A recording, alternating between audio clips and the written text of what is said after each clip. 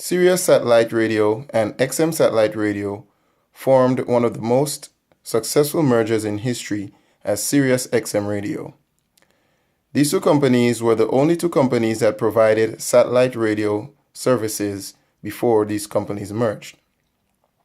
Sirius provided services to 4 cities and had deals with dealerships, car makers as Chrysler, BMW, and Ford in 2002, whereas XM had deals with dealerships as General Motors, Hyundai car makers, and Toyota car makers. The FCC approved this deal in July on the 25th of 2008. This deal was met with much scrutiny as many people and many other groups considered this deal to be a monopoly and also considered this deal to be bad for competition. The FCC, however, stated that other entities such as terrestrial radio stations and online streaming services as Spotify and Apple were competitors to satellite radio and provided almost the same service. Therefore, the deal was allowed to continue. After the completion of the deal, Sirius XM Radio faced many challenges. First of all, the deal was completed at the same time as the financial crisis of 2008. This affected the company financially as it affected most other companies around that time. The company also had to pay $19.7 million in fees for past violations that it engaged in. It also had to fight to get out of oppressive contracts that it had with past partners. The company was at the brink of bankruptcy at the end of 2008 when it was rescued by a $530 million loan in February 2009 by Liberty Media Group. This was in exchange for a 40% stake in Sirius XM Radio. This, along with the increase in automobile purchases, led to a resurgence in Sirius XM Radio. The company achieved economies of scope by leveraging existing core competencies, and they increased stations that are available for users. They also gained market power by increasing subscribers.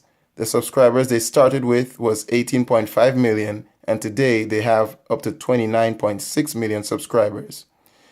They also achieved economies of scale by spreading fixed costs over a larger and a wider base of users and listeners. This fixed cost was cost ranging from programming to satellite maintenance. They were able to achieve this, unlike other companies such as AOL and Time Warner that was anticipated to have a great merger, but this was not the case. The companies were supposed to combine to basically complement each other. Time Warner would have gotten AOL's online presence and would have gotten 10.5 million of AOL's subscribers in order to improve their business. Whereas AOL would have gotten the access to cable and also give them access to another interface that they could use to provide their service. But because of a cultural clash, AOL being very aggressive and arrogant, Time Warner being a very stoic and conservative, and also because of the rise of broadband internet that competed and basically wiped out AOL's dial-up internet, these factors combined to cause the company to fail, the merger to fail. This led to a $99 billion loss in 2003. On the other hand, Sirius XM Satellite Radio made vertical integrations.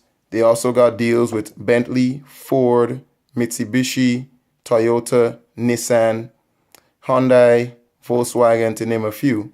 And they also, in 2010, they got service to the 2 other states, Hawaii and Alaska, to grow their market share up to the 50 states. Sirius XM Radio is one of the best mergers recently, and it continues to work together to make the competencies and synergy meet in the right place and practice the right business decisions to continue growing the company in a positive path.